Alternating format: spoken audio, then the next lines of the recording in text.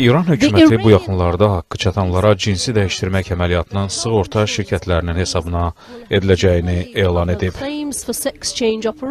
İran İslam Respublikasının banisi Ayətullah Xomeyni transseksualların əməliyyatına əsas qazandıran fətva verib.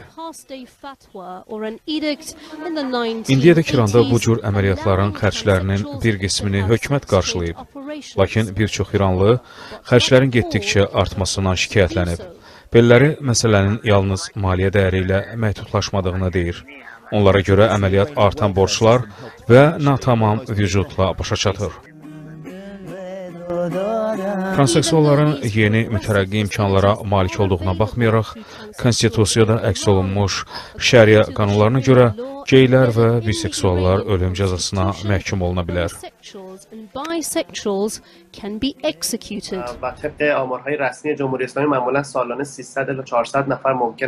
İran hökumətinin rəy sorğusuna əsasən hər il 300-400 adam cinsi dəyişmək əməliyyatından keçir.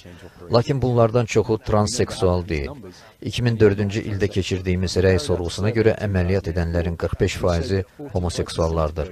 Bu adamlar əməliyyatı sistemdən sağ-salamat çıxmaq üçün etdiriblər.